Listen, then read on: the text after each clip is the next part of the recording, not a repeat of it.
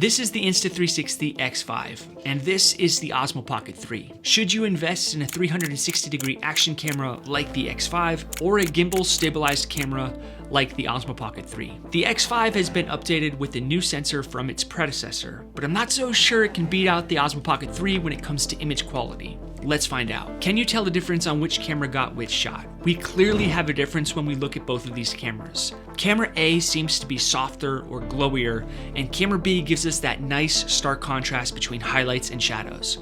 Don't forget we have two things going on right now. We're in a low light environment and we're being backlit. So that means these cameras are being pushed here. But I find these types of shots the most useful because they are the most realistic. But just because it's being backlit doesn't mean that the image quality is going to tank. Both cameras still look pretty good with this backlighting shot. But when I'm in a better lit environment, the differences are more subtle. Both cameras are shooting in 4K resolution with a frame rate of 24 frames per second. And I flipped both of them upside down on a selfie stick to be a little bit more artistic with this shot. One of the first things that I noticed with camera A is that everything seems to be in focus, the foreground and the background. But with camera B, as I get closer to the subject, I see a little bit more focus pumping going on with the weeds that are in the foreground. But other than the autofocus, when I switch both cameras to their standard color profile, I think image quality starts to converge. The sky color, the building color, and some of those neutral colors look very similar. But camera A does have more saturation. All those shots you just saw were in 4K 24, but what happens when I switch it over to 1080p 60 frames per second? Because I know there's a ton of 1080 shooters out there. Again, I see a little bit more saturation with camera A with its midtones being lifted up. And camera B has more of that contrast in the shadows with a little bit less saturation. And I think one of the biggest questions people might have before choosing one of these two cameras is how good their stabilization is. You can see that both cameras do a very good job with their stabilization when we put both shots side by side like this. Camera A does a good job stabilizing its footage, and I don't really see much of that up and down movement in this particular shot. Camera B, on the other hand, also has great stabilization, but I might see a little bit of that up and down movement while I walk over the sand. Before I share with you which camera is which, I wanted to let you know that I've created a free project file pack download for both of these cameras, so you can download the footage that I got with them in case you want to see how the footage edits without YouTube's compression. I'll leave a link to that project file pack in the description.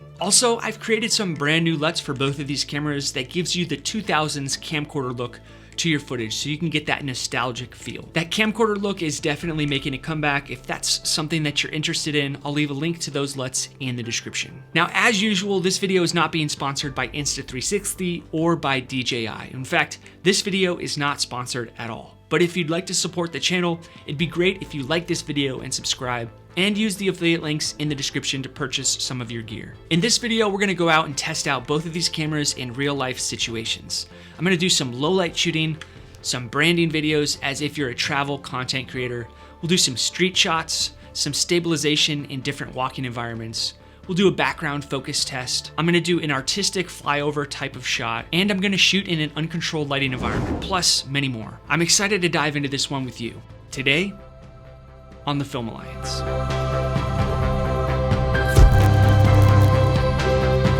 If you're still unsure about which camera you should purchase by the time this video is concluded, I made 2 free quizzes on which camera or lens you should choose. The quiz will ask you specific questions, and based on your answers, funnel you to the camera that best suits your needs. I'll leave a link to that quiz in the description. If you knew which camera got which shot, please let me know how you knew. Now, I immediately saw the difference in color science between both of these cameras, mainly because I created an entire course on the Osmo Pocket 3, and I've shot a lot with it. So I knew right away which one was the Osmo Pocket 3 without looking at the file names. But one of the main differences that I saw is how everything was in focus with the X5. You can see that the Pocket 3 focus pumps a little bit, but that's only because I had it set to continuous focus. Both cameras did fairly well with their standard color profiles, but the X5 is a little bit more saturated than the Osmo Pocket 3. I thought both cameras shooting in 1080p 60 frames per second did a great job, and normally when I do this type of comparison, I can see that one camera is a little bit more soft than the other. But in this case, I didn't see that. And like I mentioned at the beginning of this video, I think the X5 did a little bit better with its electronic stabilization because it compensated for that up and down movement, whereas the mechanical stabilization in the Osmo Pocket 3 does not compensate for that. Let's talk about both cameras' pricing, because that's generally the first hurdle people have to jump over when they're choosing their camera. The Insta360 X5 right now is selling for $519 US, and it was released in April of 2025. The Osmo Pocket 3 is selling for $799 US, and it was released in October of 2023. The crazy thing is, the Osmo Pocket 3, when it first was released about 2 years ago, was selling for about $519 US. But that price has increased because the demand has increased, and I can tell you, I can understand why that is. It's a great camera. Every autofocus test, I revealed that the X5 kept the entire image in focus, whereas the Pocket 3 would sort of focus pump unless I switched it over to single focus mode. I was using the Insta360 X5's single lens mode, which allows me to use it more as a traditional camera, only using one of its lenses to capture video, rather than shooting in a 360-degree sphere. With the Osmo Pocket 3, single focus mode is what I would switch the Pocket 3 to, but in this orientation, with it being upside down and on a selfie stick, it was pretty difficult to lock in the focus on the turtle. To show you the difference a little bit more on how everything is in focus with the X5 and the background's a little bit blurry with the Osmo Pocket 3, I did this shot right here. A lot of people prefer to have everything in focus because it makes it easier to frame out your shots, like what you get with the X5. But the blurry background that we get with the Osmo Pocket 3, sorry if it's a little overexposed, gives you a little bit more of a professional or cinematic feel. The Insta360 X5 has a color profile called flat, and I'm not sure if that would be considered a log profile, but it definitely neutralizes the colors better than its standard color profile. The Osmo Pocket 3 does have a log profile called D-Log-M, and that's where I pretty much like to be when I'm color grading and using any of my LUTs. The X5 definitely does not have as much of a neutral look that I really prefer when shooting in log as the Osmo Pocket 3, which definitely gives me more room to color grade in post-production. So I prefer the Osmo Pocket 3 when it comes to shooting in log or flat. For this particular travel shot, I look at both the sky colors and also how the Osmo Pocket 3 seems to have deeper darks and shadows than the lifted midtones we get with the X5. The X5 seems to have a little bit less of a realistic look when it comes to not only the sky color, but also the overall image. Whereas I feel like the Osmo Pocket 3 has a little bit more dynamic range and all of its colors and shadows just look better. By the way, I'm saving all of my night shots for a separate video altogether because I wanted to compile a ton of night shots in different lighting situations and setups to give you the full picture. That video should be coming out next week. But back to that sky color, I think that the big thing people should look at when they're deciding on which one of these two cameras is best for them is the color of the sky. Sky color is one of those things that you don't really notice unless you're looking at it, but it does make a big difference.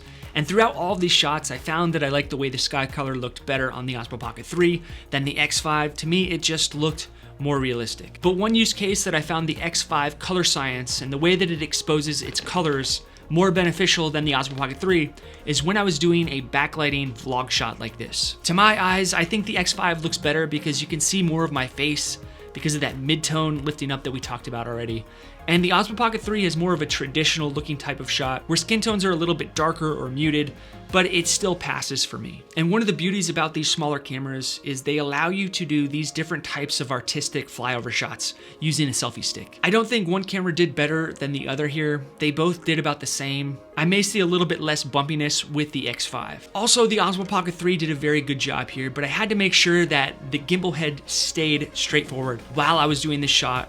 And also I could see a little bit of autofocus pumping coming once we passed those weeds. Both cameras can shoot in 4K up to 60 frames per second, which is where I would set both of these cameras up if I was getting a top-down shot. I think the Insta360 X5 has a little bit more mush going on in the green foliage, as you can see here, whereas the Pocket 3 gives us a little bit more detail in those shadows like we've been seeing up until now. And that brings us to this next comparison, which is shooting in low light. And again, I'm kind of seeing the same thing. Midtones are being lifted with the X5, and we get better shadows with the Osmo Pocket 3. Now, one thing to remember when I'm doing these low light shots is I'm using the single lens on the X5, meaning I'm only using a portion of the sensor. And that's probably why the image quality is looking a lot better with the Osmo Pocket 3 because I'm able to use the full image sensor. Both cameras really do have good stabilization. It's just that the Insta360 X5 has electronic stabilization and the Osmo Pocket 3 has mechanical stabilization, which is its gimbal head.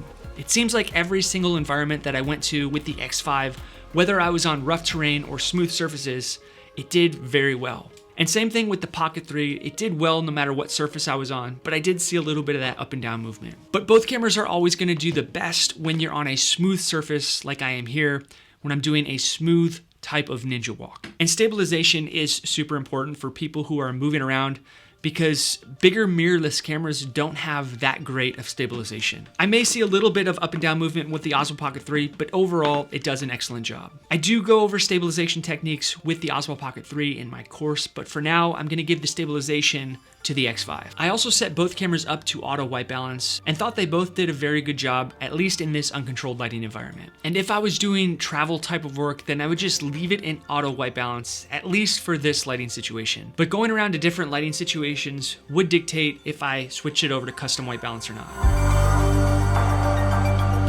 I find that the on and off button with the Osmo Pocket 3 is a lot easier to press than trying to find the X5's power button, which is on the side. You have to hold it down for a few seconds before it turns on. Both camera bodies don't require two hands to hold the cameras themselves. I can hold both of them with one hand, which is nice when you're out filming in public. But I do like the way the Insta360 X5 sits in my hand while I'm shooting. Whereas the Osmo Pocket 3, I'm a little bit nervous to drop it because of its gimbal head. The Insta360 X5 has more buttons, which is nice for a little bit more customization and a little bit more of a tactile type of experience. And the X5 also has a removable battery, which is a big plus for those of you who like to swap out batteries. I can add an additional battery to the bottom of the Osmo Pocket 3, but once that's out of charge, I have to be done shooting. Both camera companies claim that these cameras have 1-inch sensors, and we'll be able to see about that once we take them out into a night environment. One negative to the X5 is there's nowhere really to put it down without scratching the lens. So you have to keep that case with it at all times. Whereas the Pocket 3 converts back into a smaller form factor and it allows me to set it down without the lens glass hitting the surface of whatever it's sitting on.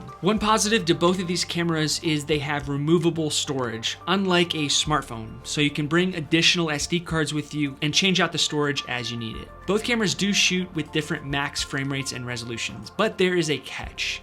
The Insta360 X5 can shoot in 8K up to 30 frames per second, but that's only when you're using the 360-degree camera. When you go to export that footage in the normal 16:9 frame, like what you're seeing right now, like this YouTube video, you lose a bunch of that resolution. The Osmo Pocket 3, on the other hand, can shoot in 4K up to 120 frames per second, and when you export that, you're getting a true 4K resolution because there's no reframing going on. You'll be able to keep all of that resolution with no crop.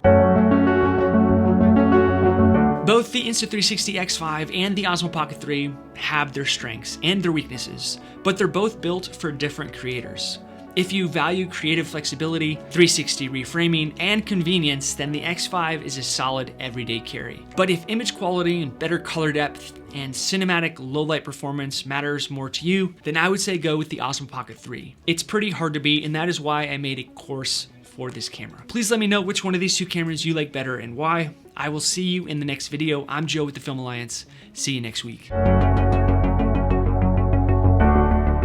We live in such a cool time now that most of us have a powerful camera in our pocket, and sometimes we forget it's even there. The crazy thing is that you can turn this device into a money-making machine. One misconception I had before getting into the world of content creation was thinking that I could just take the phone out of the box and start filming with it and making content with it. When in reality, the more knowledge you have and what techniques you use will determine how good your content will be. I'm not here to show you how to make a movie with your phone. I'm gonna show you how to maximize the camera to make great looking content. Whether you're a beginner or an experienced content creator, the goal of this course is to make the most of your smartphone's capabilities and understanding both the technical and creative aspects of everything in between. I'm gonna show you how to unpack the important features of your smartphone camera's settings. I'm gonna go over basic filming and photography techniques, and also the different accessories that I use in order to maximize my image. Then I'll show you my methods for composition and different ways of framing your shots so that you can get the most out of your smartphone camera. I'll then go into stabilization and ways of moving with your smartphone camera so that you can ensure that you have the smoothest looking footage and least amount of blurriness in your image. I'll go over lighting while using your smartphone indoors and outdoors and take you through some advanced settings that you need to be aware of